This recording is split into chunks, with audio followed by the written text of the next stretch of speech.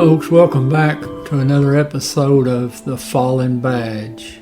Today's episode will be the murder of Detective Vicky Armel and Master Police Officer Michael Garbarino, Fairfax County Police Department, Virginia.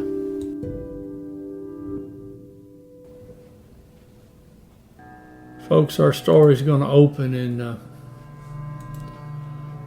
Fairfax County, Virginia. Now that's just outside of Washington, D.C., just a little west of the nation's capital. Now I lived in Fairfax County from 87 to 90. Now this particular incident, the substation we're going to be looking at was not even built. But Fairfax County is a good place to live, at least it was back in the 80s. Now Detective Vicky Armel, she had 9 years with the department. And of course that detective rank denotes that she's an investigator. Now with their department, I don't know if that means she was a patrolman in sergeant's position or that's a separate rank. A lot of departments, that's a separate rank. Now previously to coming over to Fairfax County, she'd been with the Fairfax County Sheriff's Department for about 8 years. So you're talking about 17 years she's been to police. She was married to a Fairfax police detective, and they had 2 kids. Master Patrol Officer Garbarino had 23 years on the job. He was married. He had kids as well.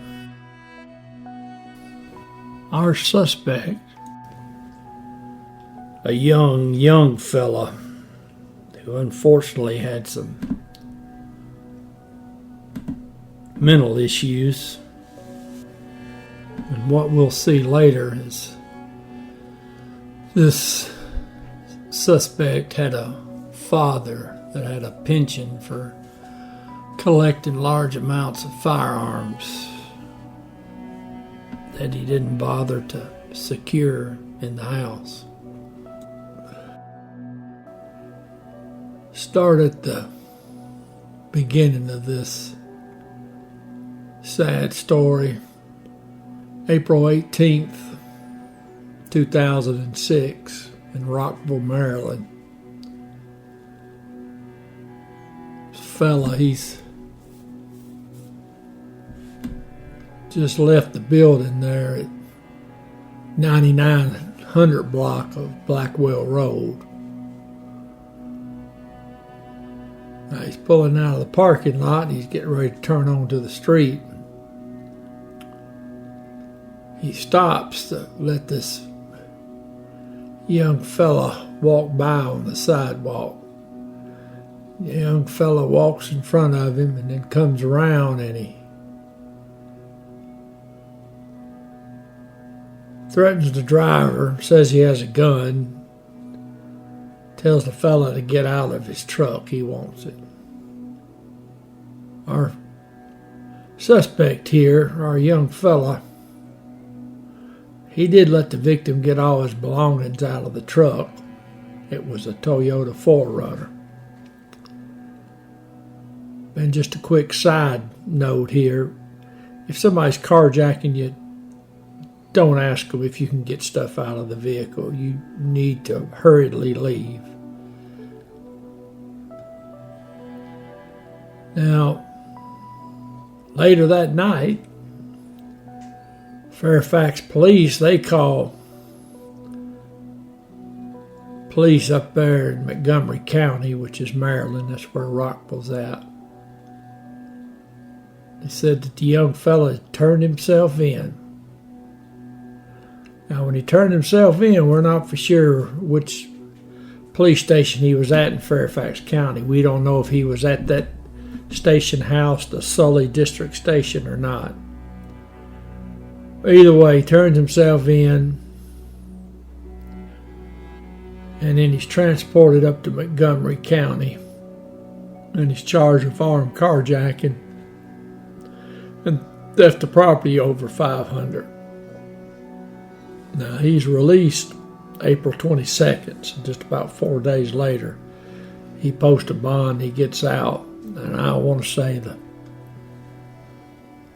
posted I believe it's somewhere around $30,000 bond, which means that's $3,000. It's May 8th, 2006.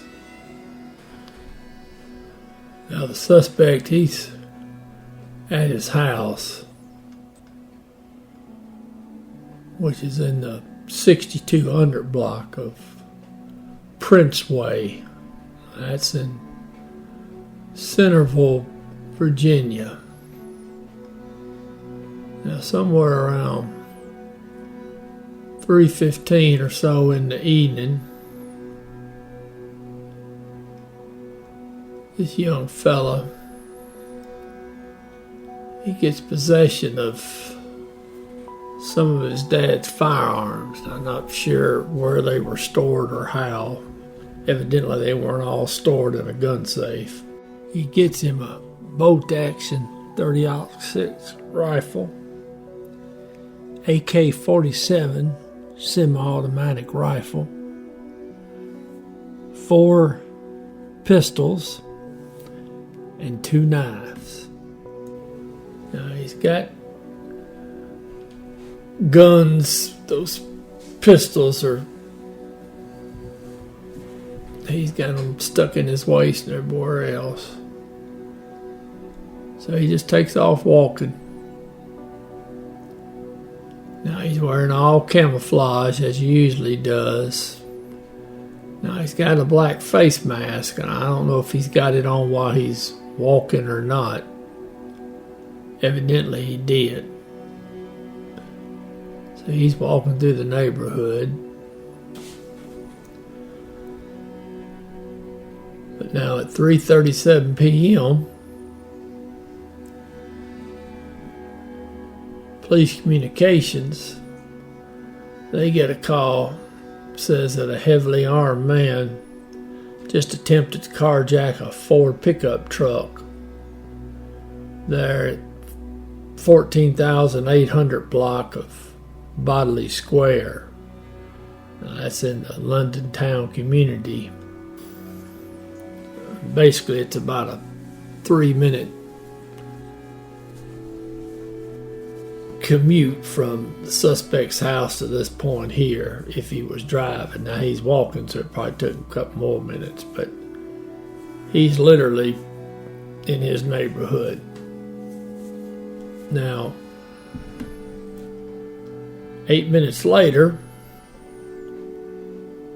and about a half a block or a block from where the attempted carjacking occurred, so 8 minutes after the first reported carjacking, police get a second call. Chevrolet minivan's been carjacked from the 6200 block of Paddington Lane. Now, both descriptions, suspects described as a male white wearing a black mask, dressed in camouflage clothing, and he's armed with several weapons. So you figure probably took the police probably no more than 4 or 5 minutes to make those scenes. White minivan with our suspect in it. He's heading for the Sully District Station. It's about a 7-minute drive.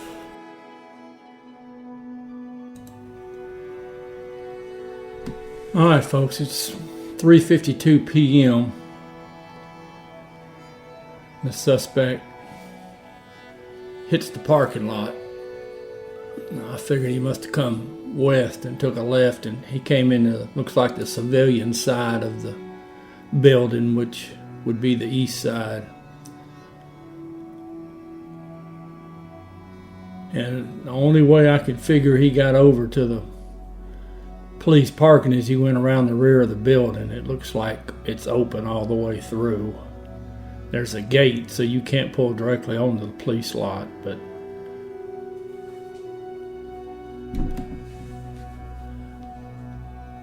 So he pulls in over on the police side, which is the west side of the building. Now he's actually carrying the AK-47. Armel, Detective Armel, she has come out of the precinct and she's going to her car. She's actually going to make the scene on the carjackings that the suspect's responsible for. Now she pops the trunk on her car and she's putting her vest on. Now, Garbarino, he has parked his car. My understanding is a plainclothes car, but now he is unarmed. He does not have a weapon. Also on the lot, there is an off-duty police officer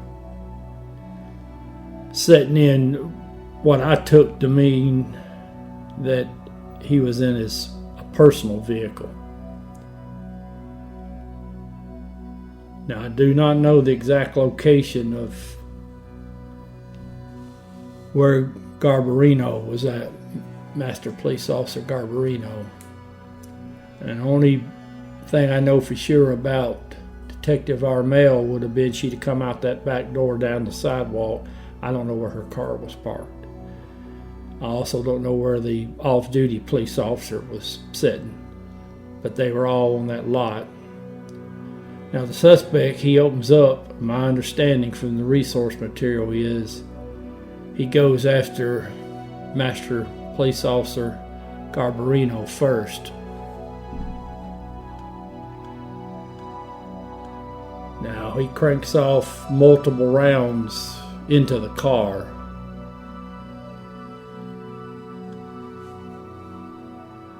Officer Garbarino is struck several times.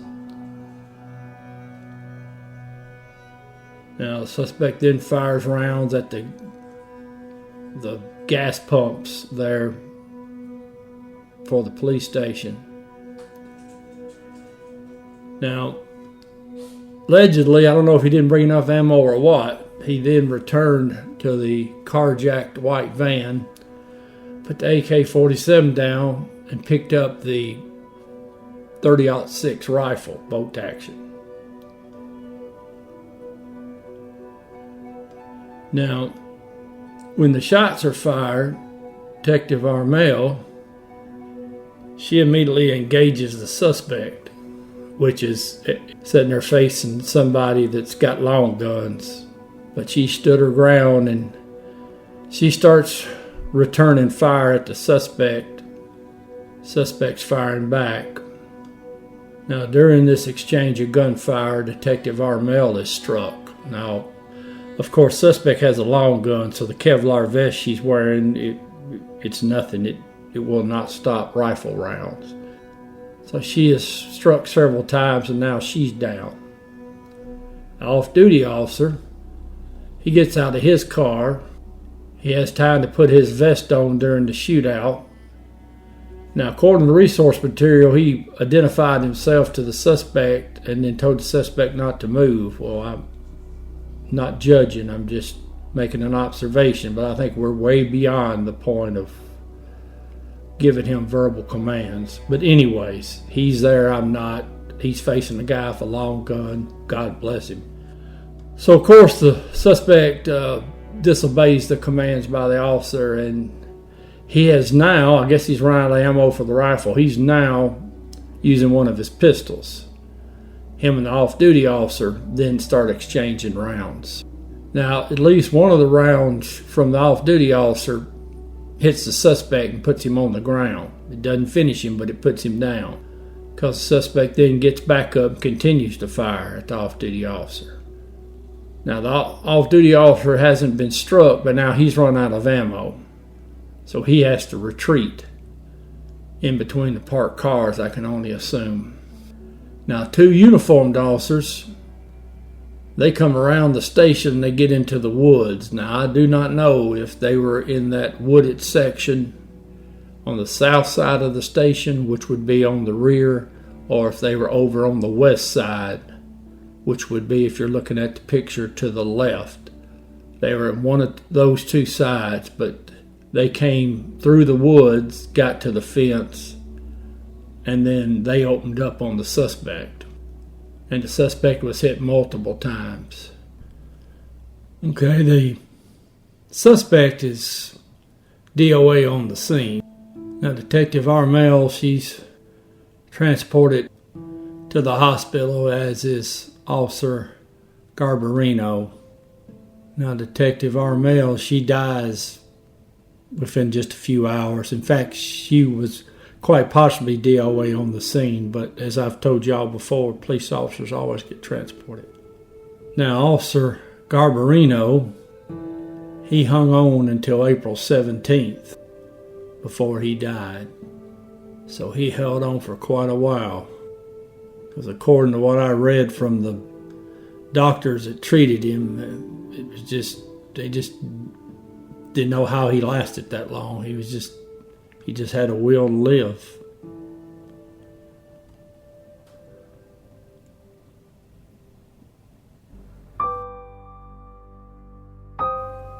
Detective Vicky Ann Owen Armel. End of watch, May 8th, 2006. Master Police Officer Michael E. Garbarino. End of watch, May 17th, 2006.